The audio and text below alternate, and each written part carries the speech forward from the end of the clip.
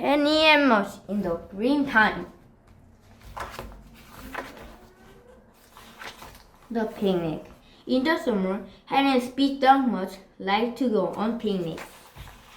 Henny packed the food. He packed jelly sandwich, pear, and ginger snaps for himself. He packed dry dog food and popcorn for Mudge. They both drank water.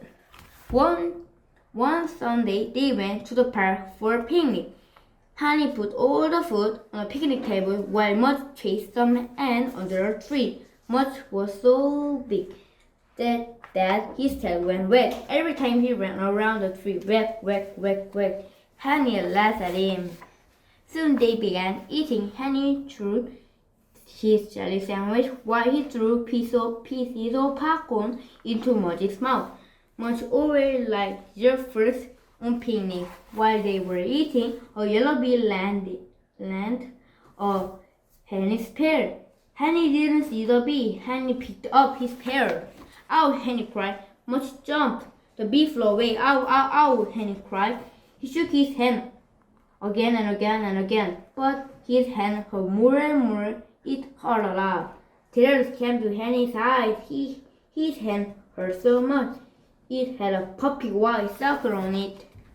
Henny just had to cry. He sat down beside Mudge and held onto his hurting hand and cried. Mudge sniffed Henny's hair. Mudge sniffed Henny's hand. Mudge put his big nose in Henny's ear.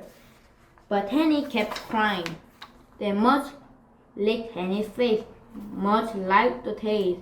It was salty, so Mudge licked Henny's face again and again and again. Every tear that Henny cried, Mudge licked again. Henny cried, Mudge licked, and the hand hurt. But you know what? The hand stopped hurting. Henny stopped crying, and Mudge stopped licking. Henny looked at Mudge and smiled. Henny picked up a ginger snap. He took one bite and gave Mudge the rest. Thanks, said Henny. Mudge wagged his tail and waited for another cookie to fed. On hot days, Henny liked to give Mudge a bath. Henny liked it because he could play with the water hose and because he could cool off. Mudge hated it. Mudge knew when he was going to get a bath. He would see Henny looking for the dog shampoo, and when he saw Henny hooking up the water hose, he tried to hide under the steps. But it never worked. Henny would take Mudge into the front yard in the sun, and he would hose him down. Mudge hated it. His eyes drooped, his ears drooped, and his tail drooped. When he was all wet, he looked like a big walrus. Henny laughed at him. Then Henny would soap him up. Henny chewed his head, and his neck, and his back, and his chest, and his stomach, and his leg, and his tail. Mudge really hated this part. He drooped even more. Then Henny hosed Mudge down again. But before Henny could grab a towel, before Henny could get Mudge dry, Mudge already got Henny back. Because when Henny let go, Mudge started shaking. He started with his head, then he shook his neck and his back and his chest and his stomach and his leg and his tail. Mudge shook so hard that when he was done, he was mostly dry, and Henny was mostly wet. Then Mudge looked at Henny and wagged his tail while Henny dried Henny with a towel. The green time. Beside Henny's house was a big green hill. Late on summer days, Henny and Mudge went to the top of the green hill.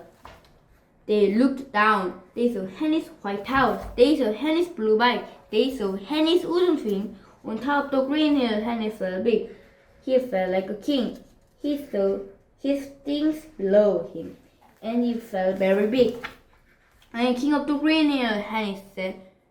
He looked at Mudge. You are my dragon, Mudge wagged his tail. Your name, Henny said, is Fireball. Mudge wagged again.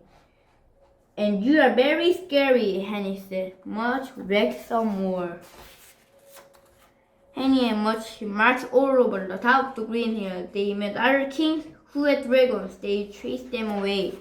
They met monsters. Mudge ate them. They marched and marched till they could march no more.